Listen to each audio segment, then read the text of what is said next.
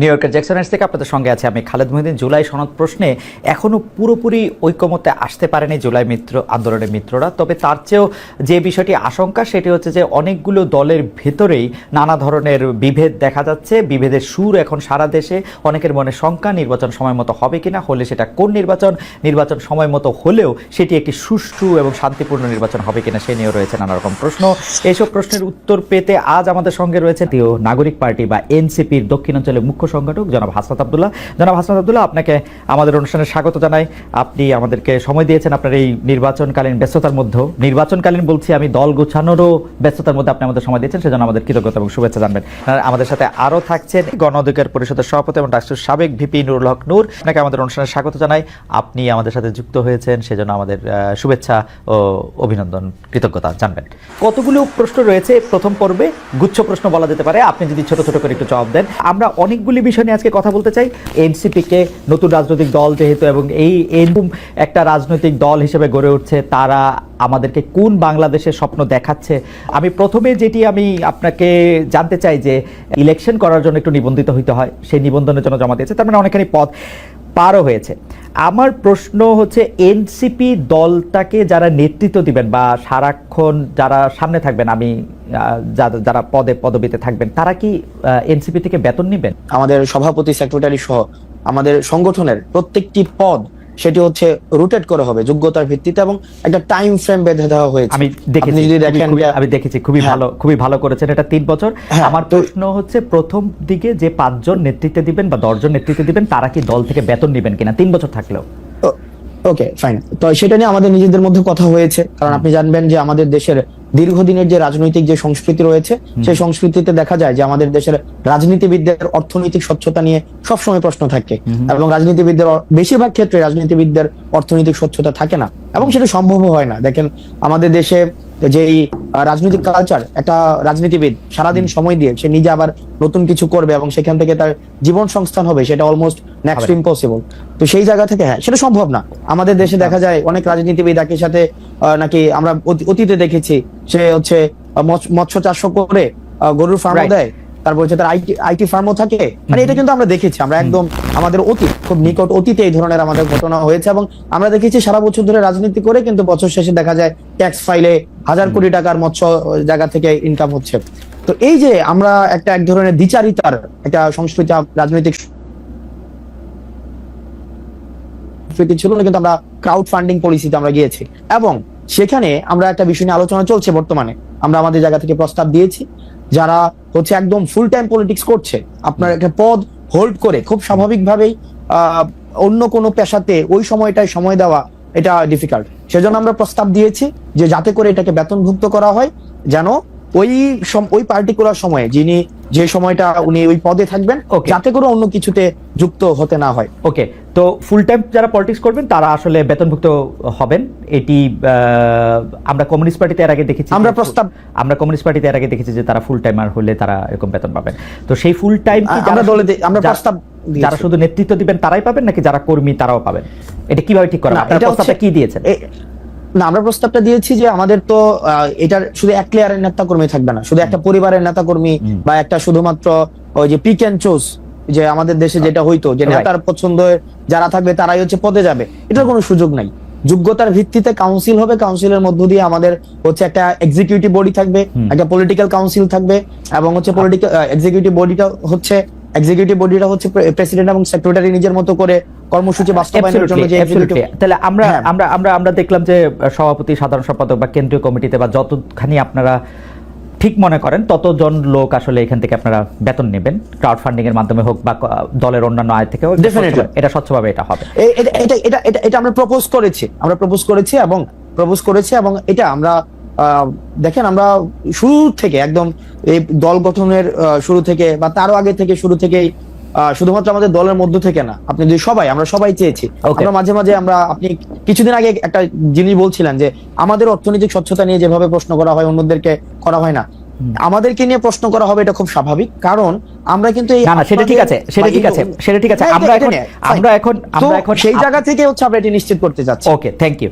তাহলে ব্যাপারটা দাঁড়াইলো হচ্ছে যে আপনারা সেটা ঠিক করবেন, প্রপোজ করেছেন, অনেক ধন্যবাদ। একটা নতুন বিষয় নিশ্চয়ই এখন, কারণ কয়েকদিন আগে আমি আরেকটি বড় দলের বিএনপির ভারপ্রাপ্ত প্রধান বা বিএনপি চেয়ারপারসনরা দল থেকে বেতন নেন কিনা সেই প্রশ্নেরও করেছিলাম। বিএনপি নেতৃবৃন্দ একরকম জবাব দিয়েছেন যে তাদের আসলে অন্য আয়ের উৎস রয়েছে, বেতনের কথা তারা বলে না। আমি কমিউনিস্ট পার্টি ছাড়া আর কারোর কথা শুনি নাই।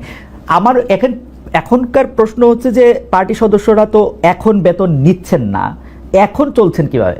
ধরেন আপনাদের আহ্বায়ক জনাব নাহিদ ইসলাম কি করে এখন দিন গুজরান করছেন? ওকে ফাইন, আমাদের পার্টি সদস্য সবাই, মানে বিষয়টা এমন না যে এখানে বেকার, সবাই বেকার, বিষয়টা এমন না। আমার নিজস্ব কর্মসংস্থান রয়েছে, আমাদের পার্টির হচ্ছে অলমোস্ট সবারই কর্মসংস্থান। যাদের নেই সেই জায়গা থেকে আমরা হচ্ছে পার্টিতে আমরা ব্যক্তিগত জায়গা থেকে আমরা ডোনেট করি। যেমন আমাদের পার্টির সদস্যদের ইনিশিয়াল 5,000 টাকা করে হচ্ছে আমরা সদস্য ফর্মের ইয়া ছিল, মানে পার্টিতে যারা মেম্বার ছিল। তারপরে মান্থলি বেসিসে হচ্ছে আমরা সেখানে ডোনেট করি।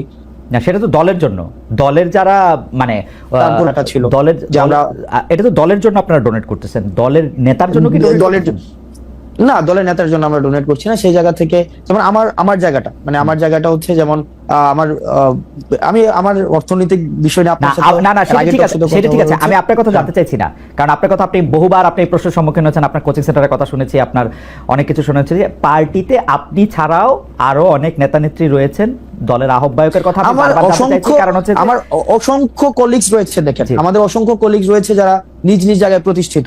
আপনি তাসনিম জারাকে দেখবেন, তারপরে হচ্ছে খালিদ সাইফুল্লাহ ভাই আছে, এতেশাম ভাই আছে, তাসনুবা জাবিন আপা আছে, ডাক্তার। দেখেন আমি প্রফেশনালি যদি আলাদা করি, এই পার্টিতে হচ্ছে ডাক্তার রয়েছে, অ্যাবসলিউটলি আমার কোনো আপত্তি নাই, কিন্তু যাদের নাই, যারা চাকরি করেন না, চাকরির জন্য আন্দোলন করতেছিলেন, এখন আইসা মানে জাতির প্রয়োজনে, সময়ের প্রয়োজনে যারা নেতৃত্ব দিচ্ছেন একটি দলকে বা অন্য দায়িত্ব পালন করছেন, তারা কি করছেন সেটি আমি জানতে চাইছি।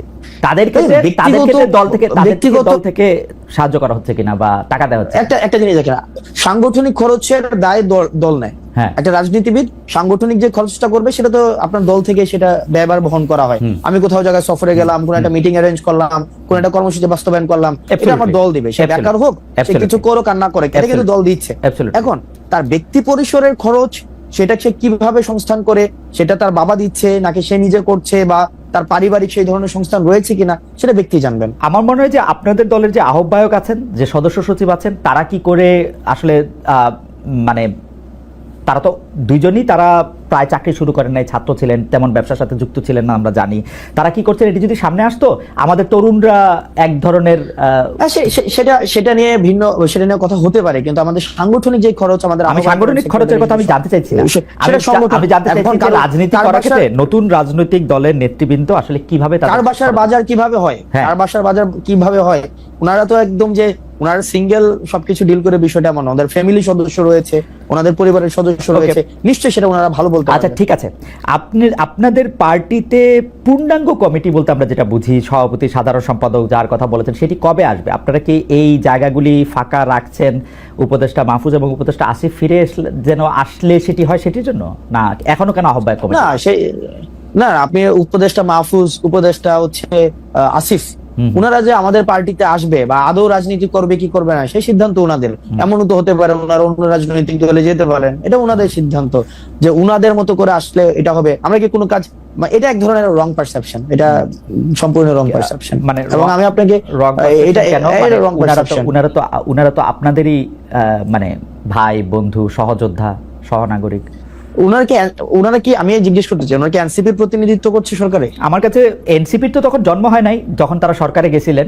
আমার কাছে মনে হয় উনাদের প্রতিনিধিত্ব করতেছে, এটা একটা, আমার কাছে মনে হয় উনারা আর আপনারা একই লোক। কেমনে মনে হয়? কারণ সকল কথায়, সকল আচরণে আপনারা সরকারকে ডিফেন্ড করেন, সরকারের যতটুকু অংশ, দুই উপদেষ্টা, ছাত্র উপদেষ্টা আপনাদের আছেন, তাদেরকে ডিফেন্ড করেন, তারা আপনাদেরকে ডিফেন্ড করেন। আমরা কেমনে সরকারকে, না আমরা আপনারা সরকারের যতটুকু, হ্যাঁ আপনারা সরকারের সমালোচনা করেন, না যতটুকু দেখেন, হ্যাঁ সরকারকে যতটুকু হচ্ছে উপদেষ্টা দুজনকে বাদ দিয়ে আপনারা সমালোচনা করেন সরকারকে। না উপদেষ্টা দুজনকে বাদ দিয়ে কিভাবে? তারা ছাত্র, দেখেন বেশিরভাগ ক্ষেত্রে আমার, তারপর হচ্ছে দুইজন উপদেষ্টা বা আমাদের পার্টির আর দুইজন উপদেষ্টার কথা যদি কোনো ক্ষেত্রে মিলে, তো সেক্ষেত্রে খুব স্বাভাবিক না বিষয়টা, কারণ আমরা তো ছাত্র প্রতিনিধি হিসেবে ওনারা সেখানে গিয়েছিলেন। এখন মিলে যাওয়ার মানে না, হ্যাঁ। একভাবে মানে না, আমরা দেখেন আমরা তিনজন ছাত্র উপদেষ্টা পেয়েছিলাম। specific বলেন। আমরা হ্যাঁ আমি আপনি স্পেসিফিক specific বলেন। স্পেসিফিক বলি। আমরা হ্যাঁ, specific বলেন। তিনজন ছাত্র উপদেষ্টা পেয়েছিলাম। একজন ছাত্র উপদেষ্টা এসে এই দলের আহ্বায়ক হয়েছেন, দুই ছাত্র উপদেষ্টা আলাদা রয়েছেন। এই দুই ছাত্র উপদেষ্টা যখন কোনো সরকারি কাজে সম্পৃক্ত হন, রাষ্ট্রীয় কোনো যখন সিদ্ধান্ত নেন, আমরা দেখা যায় এনসিপি একই সূত্রে কথা বলে। যেমন ধরা যাক দক্ষিণ ঢাকা নিয়ে মেয়র কে হবেন, ইশাক হবেন নাকি অন্য কেউ হবেন, সেটাতে উপদেষ্টা আসিফ এবং এনসিপির কথা পুরোপুরি মিলে যায়। স্পেসিফিক যদি আরো উদাহরণ চান তাহলে আমি এইরকম বলতে পারি যে কোনো একটা জায়গায় গিয়ে দেখেন উপদেষ্টা আসিফ যদি একটা সঠিক পজিশন নেন, একটা রাইট পজিশন নেয় কোন একটা বিষয়ে, হ্যাঁ। যে কোনো উপদেষ্টা, তো সেক্ষেত্রে এই পজিশনটাকে যদি আমরা এটাকে আবার acknowledge করি, সেক্ষেত্রে সেটা problem কি? না absolutely, কিন্তু বিষয়টা হচ্ছে কোন রং পজিশন যদি নেয়, সেটাকে ব্লাইন্ডলি যদি কখনো এটাকে এন্ডোর্স করতাম, তাহলে সেই বিষয়টা হচ্ছে আপনি বলতে পারতেন যে আমরা হচ্ছে ওনারা আমাদের প্রতিনিধিত্ব করছে। এই পর্যন্ত রাইট পজিশন এই পর্যন্ত দুইজন উপদেষ্টা যে কোনো সবগুলি রাইট পজিশন নিয়েছেন। না যে সবগুলো রাইট পজিশন নিয়েছে, মানে আপনি স্পেসিফিক বলেন। না আমি স্পেসিফিক বলবো না, এবার আপনি স্পেসিফিক বলেন আব্দুল্লাহ, আপনি এবার স্পেসিফিক বলেন। না সবগুলো তো রাইট। এইবার আপনি বলেন যে এইবার আপনারা বলেন যে সবগুলো রাইট নাই তো। এইবার আপনারা বলেন যে এই উপদেষ্টাদের মধ্যে কোন কাজের আপনারা সমালোচনা করেছেন এই দুই উপদেষ্টার? দেখেন এই দুই উপদেষ্টা, দেখেন আমরা শুরু থেকে বলছি, দেখেন এই দুই উপদেষ্টার কাজকে, এক নাম্বার হচ্ছে আমাদের যে মাহফুজ আব্দুল্লাহর কাজ হচ্ছে আমাদের এই যে মিডিয়া, তারপর হচ্ছে উনি তথ্য প্রযুক্তি মন্ত্রণালয় উনি দেখেন। আমরা কিন্তু বারবার বলে আসছি, যেমন মিডিয়া নিয়ে আমরা বারবার করে বলে আসছি যে দুইজন আমাদের ছিলেন, একজন নাহিদ ছিলেন এবং মাহফুজ আব্দুল্লাহ ছিলেন। ওনারা কিন্তু ফেল করছে, মাহফুজ আলম ছিলেন, ওনারা ফেল করছে। কারণ এই যে মিডিয়া যেভাবে সন্ত্রাস ম্যানুফ্যাকচার করেছে বা বৈধতা উৎপাদন করেছে, সেটির জন্য প্রয়োজনীয় ব্যবস্থা নেওয়ার দায়িত্ব ছিল, সেটা নিতে পারে নাই। এই কথাগুলো কিন্তু আমরা সব সময় বলে আসছি। এই ব্যাপারগুলো কিন্তু আচ্ছা যাই হোক হাসান, আজকে অনেক প্রথম কথা হলো আমি বলি, প্রথম কথা হলো যে আপনি আমার চেয়ে অনেক স্মার্ট। আপনি যদি এখন শাক দিয়ে মাছ ঢাকতে চান তাহলে আমি এটা আমি বলতেছি যে আপনি মাহফুজের বা আসিফের কোন কাজের আপনি সমালোচনা করছেন? আপনি বলতেছেন যে যথেষ্ট পরিমাণে যে যারা হাসিনার আমলে সম্মতি উৎপাদন করছে তাদের বিরুদ্ধে যে ব্যবস্থা নেওয়া হয় নাই, সেইটা হলো মাহফুজের ব্যর্থতা বা আসিফের ব্যর্থতা। না দেখেন আপনি অবশ্যই ব্যর্থতা কেন, মানে এখনো পর্যন্ত ওটা তো ওনার কাজ, এটার জন্য আবার আসিফকে দায়ী করা যাচ্ছে না। আসিফের কাজ হচ্ছে এলজিআরডি উনি দেখেন, উনি স্পোর্টস মিনিস্ট্রি দেখেন, আসিফ মাহমুদ এই দুইটা মন্ত্রণালয় দেখেন। এখন এই দুইটা মন্ত্রণালয়ের আপনি বলেন না যে কোন বিষয়গুলা আপনি বলেন। আমি ইশাকের কথা বললাম, মেয়র ইশাকের ক্ষেত্রে আসিফের অবস্থান এবং সেই আসিফ জনাব আসিফ নজরুল দেখেন আসিফকে আমরা কি দেখেন আমি একজন প্রশাসক, আসিফকে কোনোভাবে উত্তর ঢাকায় প্রশাসক নিয়োগের ক্ষেত্রে আসিফের গাজোয়ারি অবস্থান আপনারা কোনোদিন প্রতিবাদ করেন না। এটা অন্য কোনো দুটি ক্যাম্পেইন সোশ্যাল মিডিয়াতে আমরা দেখতে পাচ্ছি। একটি হচ্ছে ডক্টর ইউনূসকে 5 বছর ক্ষমতায় চাওয়া, দ্বিতীয়টি হচ্ছে বিএনপির যেসব জাতীয় নেতা নির্বাচনের দাবিতে সোচ্চার ছিলেন তাদের ব্যঙ্গ করে ক্যাম্পেইন। এই দুটি ক্যাম্পেইন নিয়ে আপনাদের অবস্থান কি? কোন চাওয়াটা বা কোন দাবিটার পক্ষে আপনারা? জনাব নুরুল হক নূর।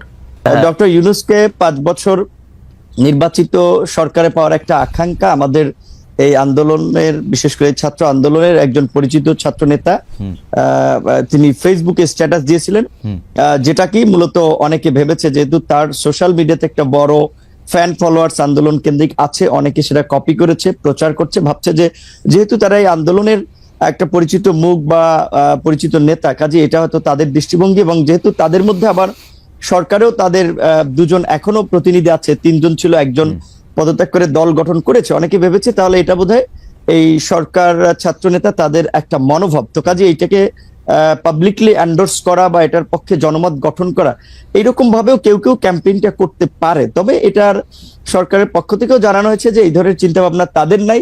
দ্বিতীয় কথা, সরকারের যদি থাকেও, এখানে আমি কিংবা সাকিব ভাইয়ের মতো আমরা যারা একটা গণতান্ত্রিক ব্যবস্থার জন্য আওয়ামী ফ্যাসিবাদের বিরুদ্ধে লড়াই করেছি, তারা তো সেটা কখনোই মানবো না। কাজে এই ক্যাম্পেইনের পক্ষে থাকার প্রশ্ন ওঠে না। এবং আপনি কি চান যে আপনি বলছেন যে ক্যাম্পেইনের পক্ষে, আপনি চান যে ডিসেম্বর বা জুনের মধ্যেই নির্বাচন হোক, সেটা আপনি চান? আচ্ছা, আমার পজিশনটা বলছি, আপনার দুইটার একটু উত্তর দিয়ে আসি। আর সেকেন্ড একটা ক্যাম্পেইন যেটা বলেছেন যে বিএনপির যেসব নেতা ইলেকশনের জন্য খুব সরব এবং সোচ্চার, তাদের বিষয়ে নানান ধরনের একটা ক্যাম্পেইন আবার চলছে, অনেককে হেয় করা হচ্ছে, নানানভাবে প্রশ্নবিদ্ধ করা হচ্ছে। এটা কিছু লোক এগুলো ছড়াচ্ছে, কেউ রাজনৈতিক ইন্টেনশন থেকে, কেউ তাদের নিজেদের একটা ফায়দা নেওয়ার জন্য। ধরেন যখন একটা অনির্বাচিত সরকার থাকে তখন কিন্তু কিছু লোকেদের কদর বাড়ে, কিছু লোক সুযোগ সুবিধা নিতে পারে। কাজেই সেই কমিউনিটির লোকজন কিংবা সেই গ্রুপটা তো চাবে যে এই ধরনের একটা সরকারকে জগা খিচুড়ি কিংবা এই ধরনের একটা মানে জনপ্রতিনিধিবিহীন ইলেকশনবিহীন যদি সরকার রাখা যায়, তাহলে তো সেখান থেকে তারা ফায়দাটা নিতে পারছে। তারা ব্যবসা বাণিজ্য, কেউ কেউ দল গঠন করতে চাইলে বা দল করতে চাইলে সেখানে তারা সময়টাকে কাজে লাগাতে পারছে। এই ধরনের পক্ষে থাকা একটা শ্রেণীর একটা অংশের লোকজনের অস্বাভাবিক নয়। আবার ধরেন ইউনূসের মতো একজন ব্যক্তি যার এরকম একটা গ্রহণযোগ্যতা, এবং আপনি লক্ষ্য করেছেন যে ডক্টর ইউনূসকে যখন আওয়ামী লীগের আমলে হ্যারাস করা হচ্ছে, মামলা দিয়ে অপমান করা হচ্ছে, সেগুলোর বিরুদ্ধে বলতে গেলে একমাত্র অফিসিয়ালি আমি এবং আমাদের দল থেকে আমরা রাজপথে মশাল মিছিল থেকে প্রতিবাদও করেছি। তার পক্ষে অনেকে আদালতে গিয়েছেন, সেটা ভিন্ন বিষয়। আমরা নৈতিক জায়গা থেকে তার পাশে দাঁড়িয়েছিলাম। তিনি যে আজকে সরকার প্রধান হবেন সেটা কিন্তু আমরা কখনো কল্পনাও ওইভাবে করি নাই। তো তিনি হয়েছেন, আমাদের একজন পছন্দের মানুষ ছিলেন, আমরা সবাই সন্তুষ্ট এবং আমরা তাকে সহযোগিতা করতে চাই ওই জায়গা থেকে যে এই অন্তর্বর্তীকালীন যে এই ফ্যাসিস্ট সরকার পালিয়ে যাওয়ার ফলে যে একটা সাংবিধানিক এবং রাজনৈতিক দেশে সংকট তৈরি হয়েছিল, এই পরিস্থিতি থেকে উত্তরণের জন্য এবং জন আকাঙ্ক্ষার একটা অবাধ, সুষ্ঠু, নিরপেক্ষ নির্বাচন করার জন্য আমরা একজন নিরপেক্ষ ব্যক্তিকে ইমাম বা নেতা বানিয়েছি, যে তিনি জনগণ এবং রাজনৈতিক দলগুলোর প্রতি ইনসাফ করবেন, একটা সুষ্ঠু নির্বাচনের পথে দেশকে এগিয়ে নিয়ে যাবেন। এবং আমাদের যে প্রত্যাশা যে রাষ্ট্রের কিছু মৌলিক সংস্কার, যেটা গত 16 বছরে আওয়ামী লীগ রাষ্ট্রের চরিত্রটাকে নষ্ট করে একটা ফ্যাসিবাদী রাষ্ট্রে পরিণত করেছে, সেই সংস্কারের জন্য আমরা বলেছি যতটুকু সময়ের প্রয়োজন সেই সময়টুকু সকল রাজনৈতিক দল, আমরা যারা গণতন্ত্রের জন্য লড়াই সংগ্রাম করেছি, ফ্যাসিবাদের আমলে লড়াই সংগ্রাম করেছি, তারা দিতে চাই। সেখানে ডক্টর ইউনূস সাহেব যেহেতু নিজেই বলেছেন যে আপনারা যদি ডিসেম্বর কিংবা বেশি সংস্কার চাইলে আরো 6 মাস তার মধ্যে একটা নির্বাচন হবে। তো আমার মনে হয় যে ডক্টর ইউনূসের কোনো ক্ষমতার লোভ নাই এবং তিনি ক্ষমতায় থাকতে চাবেন না। তবে তাকে ঘিরে কিছু মানুষ একটা প্রত্যাশা কিংবা চাওয়া, সেটা আপনার যৌক্তিক কারণে কিংবা তাদের সুবিধার কারণে চাইতে পারে। তবে ডক্টর ইউনূস আমার মনে হয় সেই পথে হাঁটবেন না, এবং আমার ধারণা ডিসেম্বর কিংবা জানুয়ারি কিংবা মার্চ এপ্রিল নাগাদ এই নির্বাচনটা বোধহয়। আপনি কি চান? মানে আমি ডক্টর ইউনূস এবং তার উপদেষ্টা পরিষদের প্রসঙ্গে এই কথাটা বারবার বলি, ডক্টর ইউনূস আসলে যদি রাষ্ট্র পরিচালনা ক্ষমতায় যেতে চাইতেন সেটা তিনি 2007 সালেই পারতেন, সেটা তিনি চান নাই বলেই এটা হয় নাই। কারণ আমরা সে সময় রিপোর্টার তার গ্রামীণ ব্যাংকের অফিসের সামনে আমরাও দাঁড়িয়েছিলাম যে এরকম কোনো ঘোষণা আসে কিনা, সেটি হয় নাই। পরে তিনি রাজি হয়েছেন, তিনি কিন্তু এখনো আসলে ছাড়তেই চান। আপনি কি চান, বা তার উপদেষ্টা পরিষদের অনেকেও?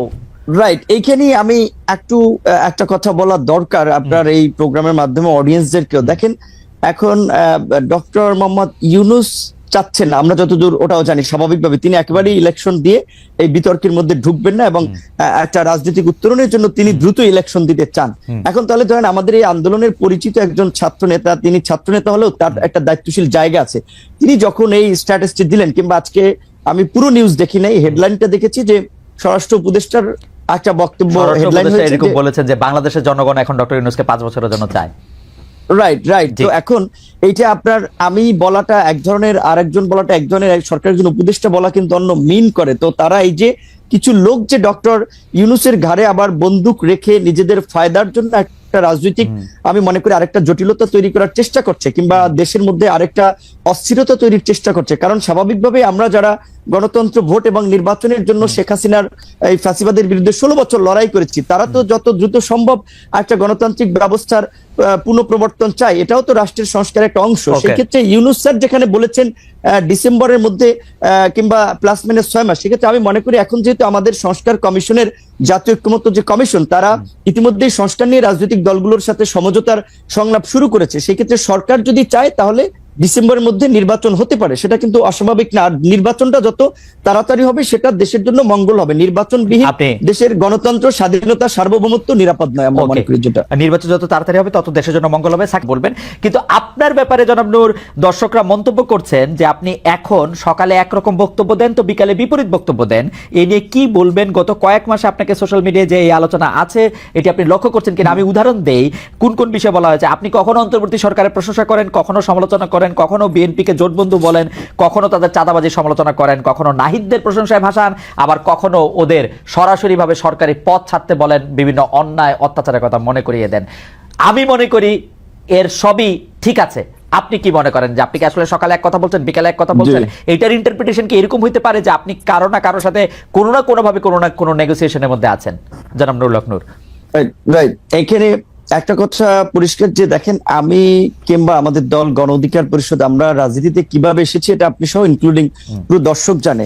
এখানে একটা বাস্তবতা হচ্ছে, যখন রাজনৈতিক দলগুলো রাজনীতির পরিস্থিতি কোণঠাসা কিংবা আওয়ামী লীগের অত্যাচার নির্যাতনে অনেকে তো হাল ছেড়ে দিয়েছিল যে শেখ হাসিনার জীবদশা আর সরকার পরিবর্তন হবে না, সেই সময় কিন্তু আমরা ঝুঁকি নিয়ে আন্দোলন সংগ্রাম করে আজকের এই কোটা সংস্কার আন্দোলন, যে আন্দোলনকে কেন্দ্র করে গণ অভ্যুত্থান, সেই আন্দোলন কিন্তু আমরা শুরুর দিকে করেছিলাম এবং এই আন্দোলনে আমরা পাইওনিয়ার। আমরা কোনো সুযোগ সুবিধা কিংবা প্রলোভনে এই পর্যন্ত পড়েছি বা বিক্রি হয়েছি এটা কেউ বলতে পারবে না। এখন একটা বিষয় হচ্ছে কি, ধরেন এই শেখ হাসিনা এই পরিস্থিতির পূর্বে স্বাভাবিকভাবেই বিএনপি জামাত থেকে শুরু করে অপোজিশন সবাই আমাদেরকে ফাইন্যান্স করেছে, সাপোর্ট দিয়েছে, সহযোগিতা করেছে। কারণ একটা রাজনৈতিক স্বার্থের জায়গাও যদি বলেন কিংবা বাস্তবতা বলেন, সেই জায়গা থেকে যে এখন ছাত্র একটা আন্দোলন গড়ে তুলতে পারে ডাকসু থেকে বা ডাকসুর নেতৃবৃন্দ, ছাত্র নেতৃবৃন্দ, সেই জায়গা থেকে আমরা সমর্থন পেয়েছি। 5ই অগস্টের পরে যখন আবার একটা রাজনৈতিক নতুন ছাত্রদের একটা উত্থান হয়েছে কিংবা রাজনৈতিক দলগুলো আগে যারা কোণঠাসা ছিল, প্রকাশ্যে সভা সমাবেশ মিছিল মিটিং করতে পারতো না, এখন সবাই যেটা একটা ওপেন ফিল্ড পেয়েছে, কাজে রাজনৈতিক প্রতিযোগিতার জায়গা থেকে এখন সেই সময় যারা সহযোগিতা করছে তাদের অনেকেই কিন্তু এখন আবার ভিপি নূরদেরকে একটা মাথা ব্যথার কারণ মনে করে, যে কারণে অনেকে একটা ড্যামেজ করতে চায়, ক্যারেক্টার অ্যাসাসিনেশন করতে চায়। আগে যেটা আওয়ামী লীগ করেছে, যে কে বিকাশ এইটা ওইটা নানান ভাবে, এবং আপনি দেখেছেন কি হাস্যনষ্ট করেছে গত 7টি বছর। এখন অনেক কিছু বলেছে, কিন্তু একটা ঘটনারও কিন্তু প্রমাণ করতে পারে।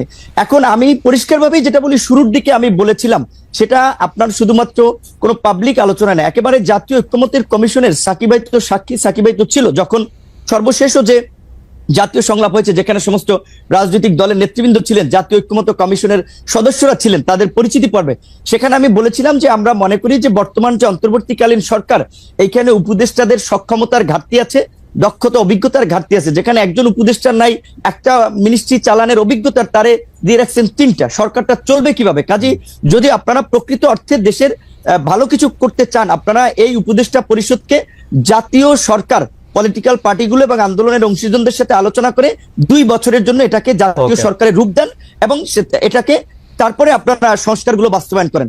যেহেতু জাতীয় সরকারের পজিশনে আমি 2 বছরের সময়ের ক্ষেত্রে কিন্তু আমি একমত বলেছি, এবং এটা আওয়ামী লীগের আমলে আমি বলেছিলাম যে 2 বছরের জন্য জাতীয় সরকার। যেহেতু জাতীয় সরকার হয় না, এখন একটা সরকার হচ্ছে নির্দিষ্ট আপনার বলা চলে বলয়ের লোকজনের, এবং সেখানে এই যে ছাত্ররা এনসিপি একটা দল গঠন করেছে, আবার এনসিপির 2জন উপদেষ্টা আছে, তো এনসিপি সরকারের থেকে দল বানাবে, সরকারি সুবিধা নিয়ে দল বানাবে, এটা কি কোনো দল মানবে? যেই কারণে কিন্তু আমরা বলেছি শুরুর দিকে সরকারের যে গ্রহণযোগ্যতাটা ছিল বা রাজনৈতিক দলগুলোর যে সমর্থনটা ছিল, এখন কিন্তু সরকারের কিছু কর্মকাণ্ড উপদেষ্টাদের বক্তব্যে এখন সেই সমর্থনটা তারা হারাচ্ছে। সেই জায়গা থেকে আমি বলেছি যে শুরুর দিকে আমরা 2 বছর জাতীয় সরকার, এবং গতকালকে আমাদের সংস্কার কমিশনের যে প্রস্তাবনা, সেখানে আমরা বলেছি যে সরকার যদি আপনার এই সংস্কারগুলো বাস্তবায়ন করতে চায়, তবে অবশ্যই এই সরকারকে জাতীয় সরকারে রূপান্তর করে অধ্যাদেশের মাধ্যমে এই সংস্কারগুলো বাস্তবায়ন করবে রাজনৈতিক ঐক্যমত্যের ভিত্তিতে, অন্যথায় তারা পারবে না। কিন্তু সেই জায়গা থেকে আমি এইটুকু বলবো যে যারা এখন সত্যিকার অর্থে যারা এই এনসিপি কে কেন্দ্র করে কিছু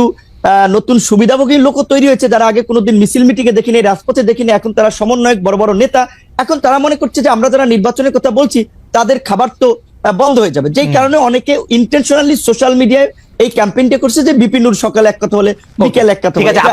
আপনার বক্তব্য পরিষ্কার, সোশ্যাল মিডিয়াতে একেবারেই এটা অনেকের উদ্দেশ্যপ্রণোদিতভাবে ক্যাম্পেইন, রাজনৈতিকভাবে ড্যামেজ করার জন্য, চরিত্র হনন করার জন্য। এইটুকু আমরা বলতে পারি। খালেদ ভাই, আপনাকে আওয়ামী লীগের আমল আমার মনে আছে, মির্জা ফখরুল ইসলাম আলমগীর সাহেব আপনার একটা প্রোগ্রামে এসে বলছিল যে আপনার এই প্রোগ্রামটাতে তারও ভালো লাগে।